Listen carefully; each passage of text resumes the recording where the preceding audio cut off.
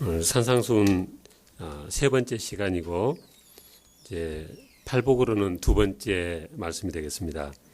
애통하는 자는 복이 있나니 그들이 위로를 받을 것이며, 지난번 시간에는 이 누가복음과 같이 내용이 이렇게 이어지는데, 여기 마태복음은 심령이 가난하다고 했고 누가복음에는 이 가난만 돼 있어서 그 둘을 비교하면서 말씀드렸는데, 이 애통하는 자에 대한 것도 누가복음에도 또 그렇게 나오는 말씀이 있습니다. 거기서는 지금 우는 자는 복이 있나니 너희가 웃을 것이며, 그렇게 쓰여져 있습니다. 그리고 몇 절 누가복음 한번 보시겠어요? 누가복음 6장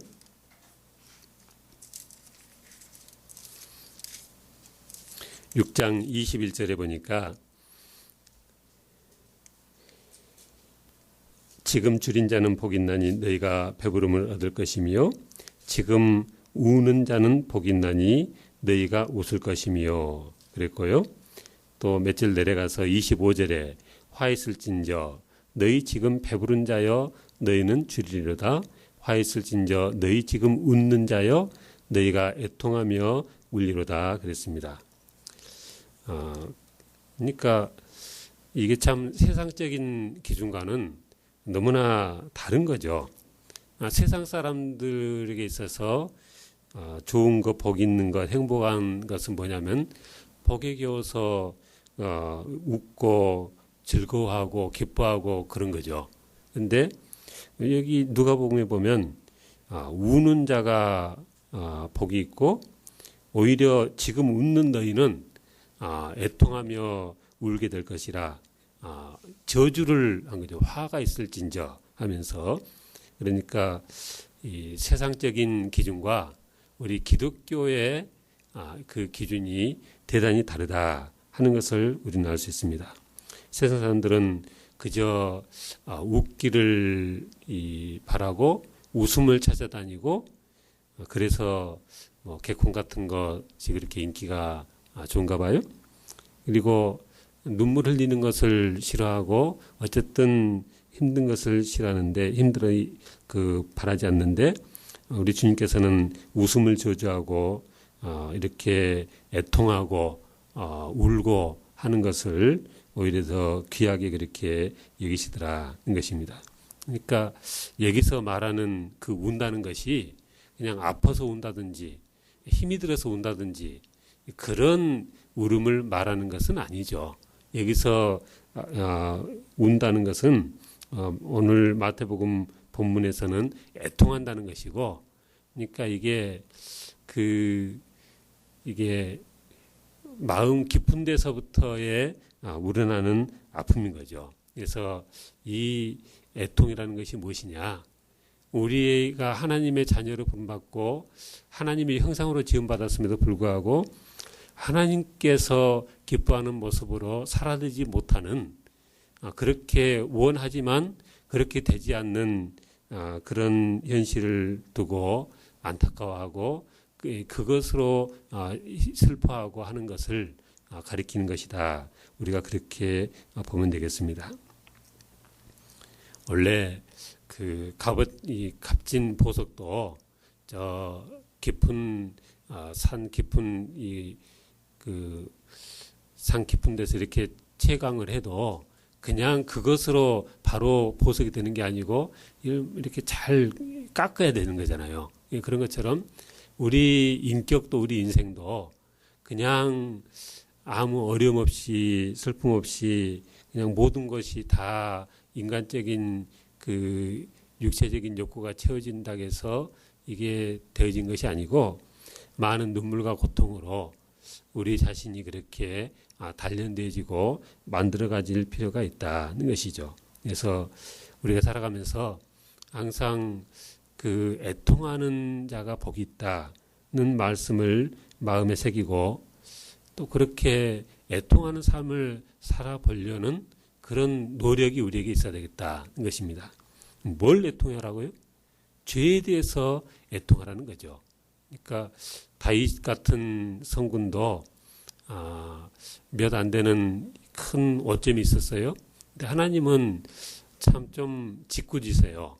그래서 다윗 개인적으로는 그런 죄가 있긴 있었지만 그걸 좀 하나님이 가려주셔가지고 뭐 그 당시에는 알려졌던 말든 성경에까지 기록 안 했으면 이 몇천 년 지난 이 시점에 이 수말리 떨어진 우리 한국 땅에 사는 지금 우리가 다윗이 그랬다는 것을 알 리가 없잖아요. 근데 하나님은 그냥 그것을 다 이 성경에 쓰셔가지고 그냥 삼척정다도 이제 다 알 정도로 그렇게 돼버렸어요. 그러니까 참 다윗이 얼마나 그 참 이렇게 안타까운 그 평생의 오점인데 그렇게 잘못을 해놓고 우리가 잘 알잖아요. 그 밧세바가 탐이 나가지고 저 여인을 내가 취하려면 어떻게 해야 되겠는가. 그래가지고 그냥 우리아를 죽이려고 그냥 온갖 연구를 한 거죠. 그래서 전장에 나갔던 우리아를 들어오기도 하고 또 우리아가 그렇게 충성스럽게 집에도 안 가니까 나중에는 하여튼 전장 최전방에 보내가지고 전사하게 하고 하여튼 그러니까 가만히 보면요. 그렇게 정말 다윗은 읽어보면 정말 나하고는 급이 다르구나 할 정도로 사람이 큰 사람이긴 하더라고요. 그렇죠? 사울에게 대하는 것도 그렇고 그 주위의 모든 사람들한테 하는 행동 방식이 너무나 다르니까 신하들도 당황할 정도로 그죠? 자기 왕이 어떻게 처신하는지 미처 예상하지 못할 정도로 정말 한 급이 다른 거죠. 마치 하나님이 내가 생각하는 것은 너희들과 이 길이 다르다 하신 것처럼 근데 다윗도 신하들 앞에서 정말 그랬습니다. 그래서 신하들이 아니 왜 이제는 일어나서 음식을 드십니까? 그 죽어가는 아들을 위해서 이렇게 금식하면서 기도하던 다윗이 막상 죽으니까 이제 더 슬퍼하겠다. 신하들은 그랬는데 툭툭 털고 나서 음식을 먹었잖아요. 그죠? 그러니까 신하들이 도대체 이해가 안 돼가지고 물어볼 정도로 다윗이 한 차원이 높은 사람인데도 그래도 이게 사람들이 다 약한 부분이 있는 것이고 그래서 그 생각에 빠져 있으니까요. 그게 하루 이틀 동안 그런 게 아니고 우리아를 불러오라 했을 때 요즘처럼 뭐 핸드폰으로 했겠어요. 그 전령이 가서 전하고 또 오고 그 여러 일들이 얼마나 많은 날들이 여러 달이 지나는 일이었는데 그 여러 달이 지나도록 그 속에 빠져 있을 동안에는 정신을 차리지를 못하는 거죠. 그래서 지을죄 못 지을죄 다 지은 겁니다. 그래서 그 강간에 살인에 또 온갖 거짓 증언에 하여튼 지을죄 못 지을죄를 다 지었어요. 그래서 그랬는데도 불구하고 다윗이 하나님 앞에 회개하는 이 모습이 안 보이니까 하나님이 나단을 보내서 이 다윗에게 비유로 그랬던 거잖아요. 그죠? 한 마을에 부자가 있고 가난한 자가 있는데 그 부자에게 손님이 와가지고 그 부자가 가난한 자가 그 하나밖에 없는 암양 새끼 한 마리를 뺏어다가 잔치를 했댄다. 그러니까 다윗이 듣고 그냥 이 화가 나가지고 그런 이 고약한 놈을 하여튼 처단을 해야죠. 그러니까 나단 선지자가 그게 바로 너다. 그렇게 비유한 거잖아요. 그러니까 그 말을 듣고 여기서 그 가난한 집의 암양은 우리아의 아내 밧세바를 가리키는 거겠죠. 그래서 그 말을 듣고 그가 그렇게 마음이 뉘우쳐지고 그래서 회개의 시를 쓴 게 시편 51편인 것입니다. 내가 죄악 중에 출생하였으며 어머니가 죄 중에서 나를 잉태하였나이다. 하나님께서 구하시는 제사는 상한 심령이라. 하나님이여 상하고 통회하는 마음을 주께서 멸시하지 아니하시리라. 시편 51편에 다윗이 그렇게 기록하고 있습니다. 제가 7월달, 8월달 예레미야서를 그 우리 교회에서 새벽기도 때는 지금 기도회 때는 사도행전 그리고 이제 곧 로마서로 넘어가는 그쪽을 읽고 또 제 개인적으로는 예레미야서를 쭉 읽고 있는데 예레미야서를 쭉 읽으면서 하나님께서 계속 하시는 말씀이 뭐냐면 이스라엘 백성들이 그렇게 하나님 마음을 아프게 하는 많은 죄를 지었다는 거죠. 그런데 하나님이 하시는 말씀 중에 참 기억에 남는 게 근데 그들이 그 모든 악한 일들을 저지르면서도 그 얼굴도 붉어지지 않더라. 그런 말씀을 여러 차례 하시는 걸 봤습니다. 그러니까 성경 보면 그런 표현이 자주 있잖아요. 안색이 변화했다. 그런 표현을 자주 하는데 사실 안색이 변하는 것은 굉장히 주의 깊게 살펴봐야지 그게 느껴지는 거잖아요. 그런데 얼굴이 붉어졌다는 것은 무슨 말이겠어요? 무슨 행동을 하긴 하는데 자기도 양심에 찔리니까 이게 얼굴이 벌게 가지고 하여튼 정서적으로 안정이 안 되다 보니까 얼굴이 벌게졌는 그런 건데 하나님이 가만히 보니까 저놈들이 아주 못된 짓만 골라서 하는데도 이제는 그냥 습관이 돼가지고 그런 말씀도 자주 하세요. 그게 저들의 습관이라 이제 아예 습관이 돼가지고 그냥 아무 마음의 가책도 없이 그 모든 것을 다 그렇게 한다. 하나님이 그렇게 탄식하는 것을 봤습니다. 그러니까 우리가 신앙생활하면서 이게 그러니까 그 이전에 책을 읽어보면 사도 바울도 그렇고 사도 바울이 그랬잖아요. 내가 죄인 중에 괴수다. 그럼 사실 제가 어렸을 때 생각할 때는 아니 사도 바울 같은 그런 위대한 목사님이 자기를 죄인 중에 괴수라고 하면 나는 뭐가 되는 거야? 사람이 좀 오바지. 그렇게 생각이 들었어요. 뭐 사실 지금도 그게 뭐 전혀 맥이 안 닿는 말은 아니죠. 근데 그게 바울만이 아니고요. 어거스틴도 그렇고 성인이라고 하는 사람일수록 더 자기 자신을 더 이 죄인 중에 괴수처럼 여기더라고요. 그래서 사람들이 왜 그럴까? 근데 그게요.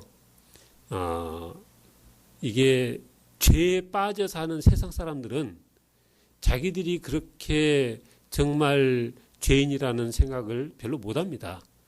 이 정도 살면 지킬 거 지키고 내가 평균은 되는 거지. 다 그러고 사는 거예요. 그러니까 굉장히 어떤 자긍심도 가지고 실은 하나님 입장에서 볼 때는 너무나 그 죄로 물든 인간들임에도 불구하고 그렇게 사는 거죠. 근데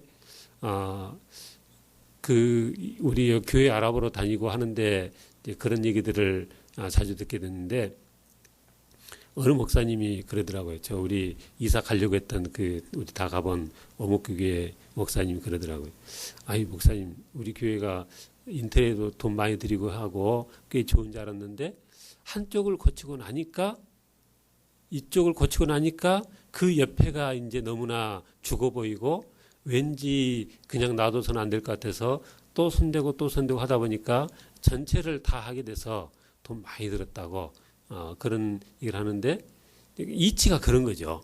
그러니까 우리가 어느 한 일에 대해서 하나님의 마음을 하나님의 기준을 깨닫고 그 일에 진심으로 우리가 애통하고 회개하고 하면은 그러면 그것만 내게 죄로 와닿느냐 그런 심령이 되어지면 우리의 다른 많은 것들이 하나님 앞에서 다 죄스럽게 느껴지고 하나님 앞에 이 어떤 모습으로 비춰질지가 느껴지니까 애통하는 마음이 되어지고 그렇게 되어진다는 것입니다.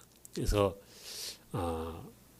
하나님 앞에 우리가 우리 자신을 비춰보고 지난 시간에 말씀드린 것 같은데 이사야가 하나님을 뵙고 화로다 나여 망하게 되었도다 그렇게 말했을 정도로 우리가 얼마나 죄인인가는 하나님의 말씀 앞에 비춰보기 전에는 우리가 진실되게 깨달을 수가 없다는 것입니다.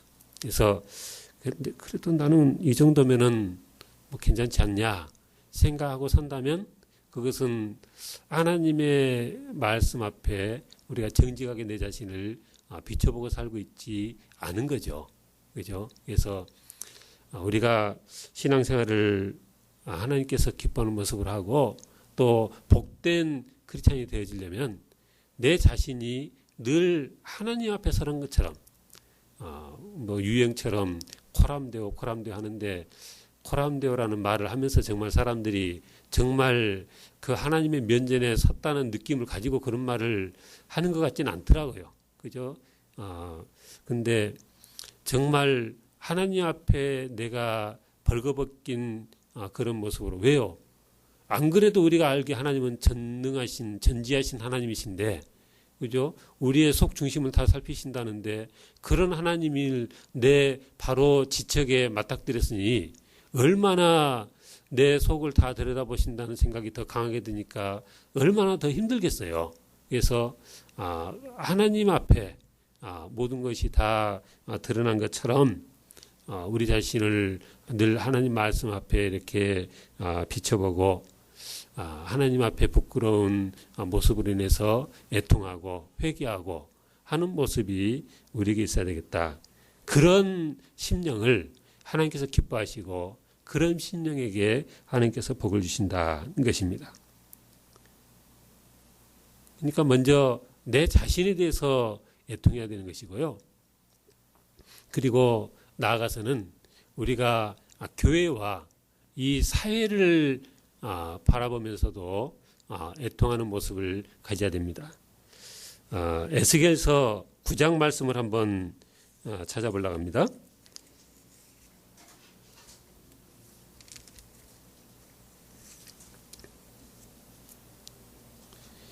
에스겔서 9장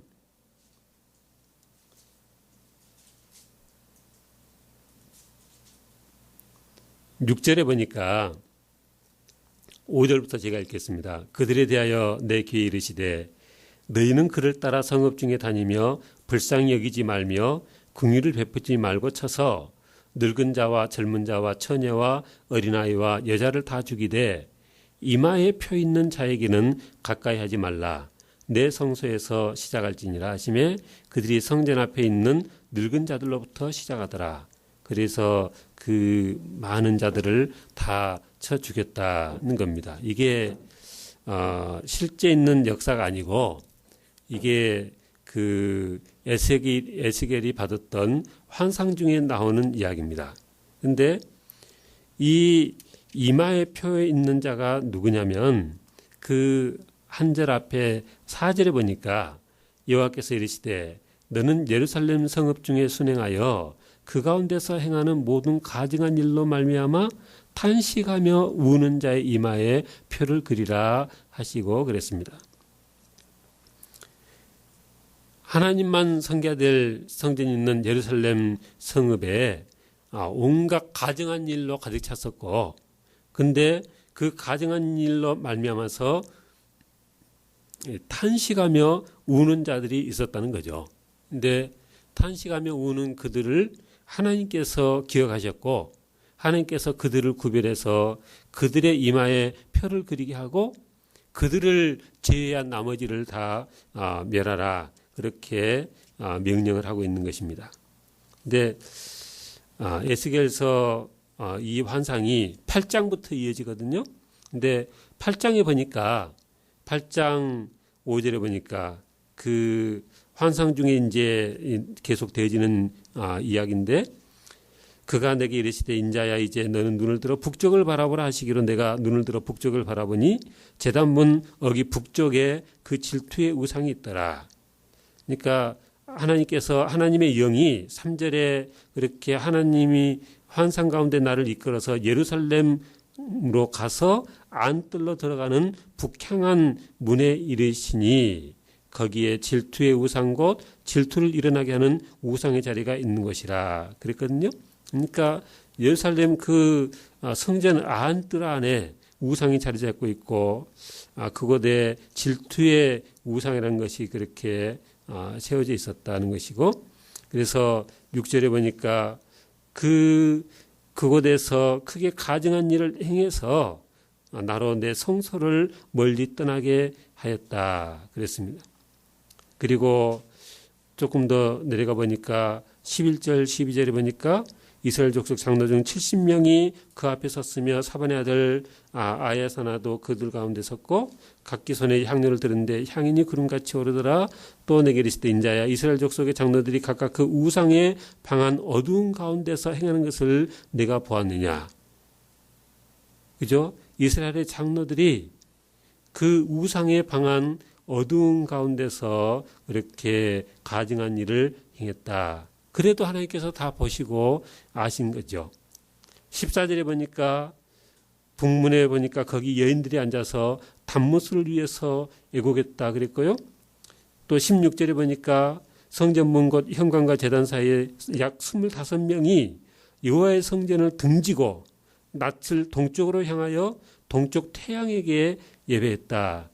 그러니 하나님이 그렇지 않아도 하나님이 이런 일에는 참지 못하시는 분이신데 얼마나 그러셨겠어요. 그래서 노여움이 일어나셨고 18절에 보니까 그러므로 나도 분노로 갚아 불쌍히 여기지 않으며 궁유를 베푸지 않겠다. 그리고 이제 9장에 이렇게 그 모든 악행을 행하는 자들을 다 벌하는데 다 이제 처단하는데 그 상황에 그 성읍에 되어지는 일에 대해서 그렇게 탄식하며 우는 자를 하나님께서 보셨고 그들을 따로 구별하셨다는 것입니다.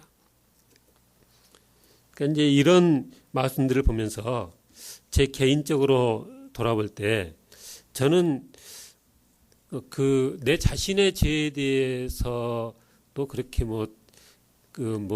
바울처럼 그냥 그 어거스틴처럼 그 정도 수준으로 내 자신에 대해서도 예민하다고 그렇게 말하기는 참 안 되겠다. 그 정도지만 근데 나라와 민족을 위해서 교회를 위해서는 더 그냥 많이 둔했던 거였던 거죠. 그래서 그냥 나만 하나님 앞에서 신실한 모습으로 그렇게 신앙생활을 하면 되지 그냥 그랬는데 이 말씀들 읽으면서 우리가 기도하고 품고 우리가 애통하고 해야 되는 것이 그냥 내 개인 심령만에서 그치는 것은 또 옳은 게 아니겠다.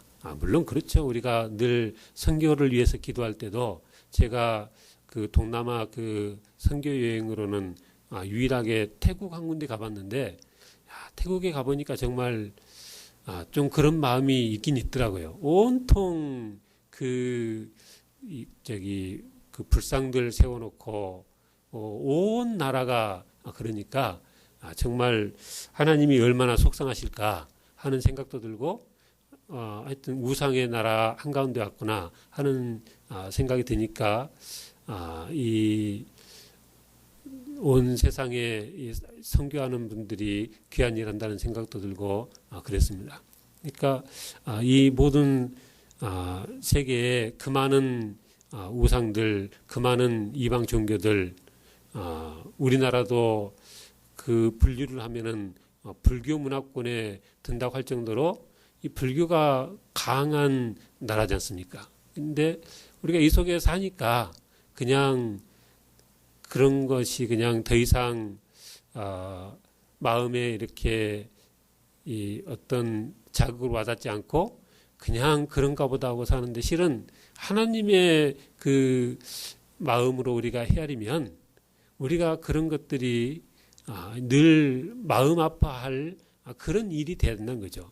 언제 저 절들이 허물어지고 언제 이 불상 앞에 엎드리는 자들이 하나님 앞에 나와서 입술 벌려서 찬양을 드리게 할 것인가. 그런 마음들이 우리에게 있어야 된다라고 생각합니다. 오늘날은 정말 저는 그러니까 의식적으로요. 그런 소식을 알려고 않습니다.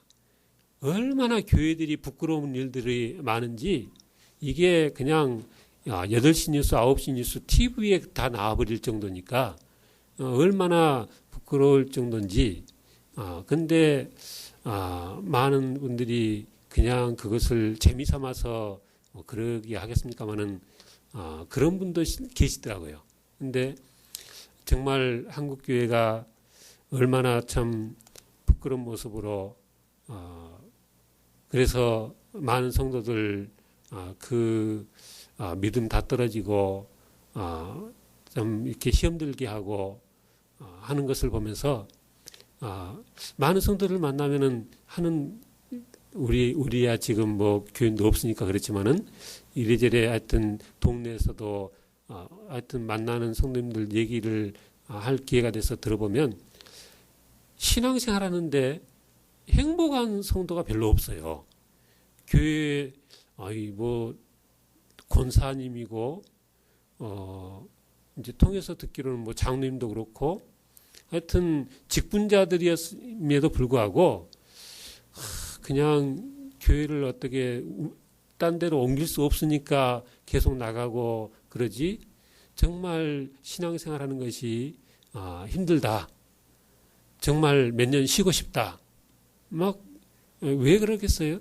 그게 교회 이 목사 그리고 장로들이 너무나 이 성경적인 모습으로 교회를 세워나가지 못하기 때문에 그러니까 너무나 탐욕적이고 하나님 앞에 이 바람직하지 못한 모습들을 많이 보이고 그러니까 그런 것들로 인해서 상실감에 교인들은 시험에 들고 그렇게 되어가고 있다는 것입니다.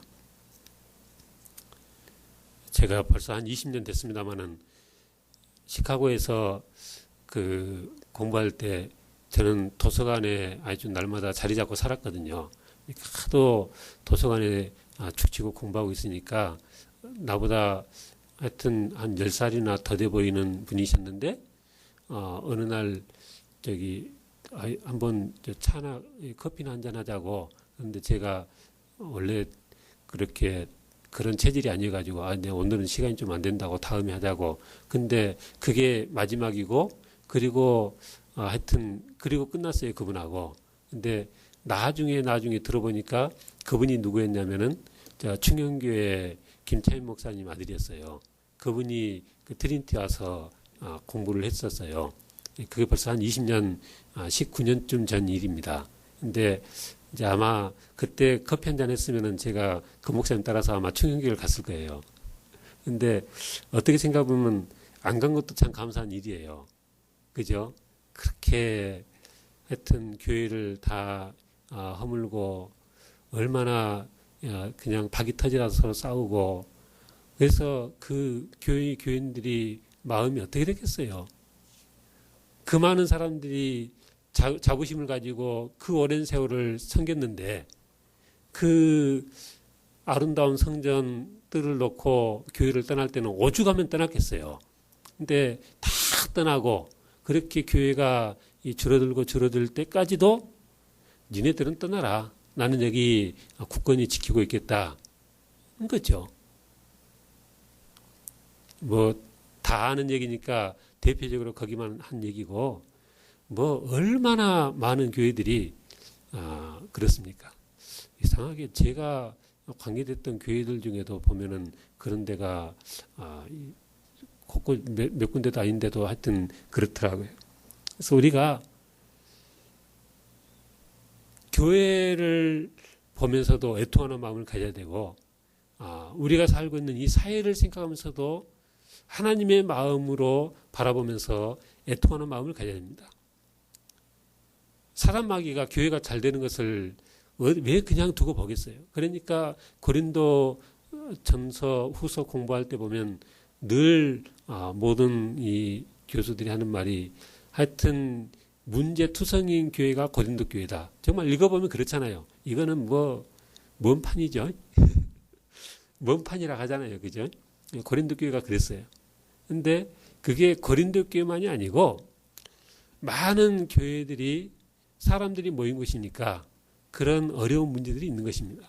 그래서 우리가 그냥 내 개인적인 영적인 모습만 가지고 그렇게 애통할 것이 아니고 내가 살아가고 있는 이 사회를 바라보면서 그리고 내가 몸담고 있는 이 교회 그리고 우리 교계를 바라보면서 그런 마음을 가지고 기도하고 우리가 어떻게 하나님 마음을 기쁘게 해드릴 수 있는가 그렇게 이 접근하는 그런 마음이 필요하겠다는 것입니다. 모든 신앙의 이 선조들이 그렇게 자기들이 살고 있는 그 세상을 보면서 그런 마음으로 대했어요. 아브라함이 그 소돔의 죄악을 놓고 그렇게 간절한 마음으로 하나님 앞에 기도했던 것을 우리가 압니다. 예수님도 이 예루살렘 성전을 바라보시면서 우셨다. 성경은 그렇게 기록하고 있어요. 제가 밤에 집에서 이 교회까지 걸어올 때 보면 정말 예배당은 사람들이 그렇게 안 오는데 술집은 자기들이 돈 내고 가면서 그렇게 가득가득 차 있는 걸 보면서 정말 속상하다 그런 생각을 합니다.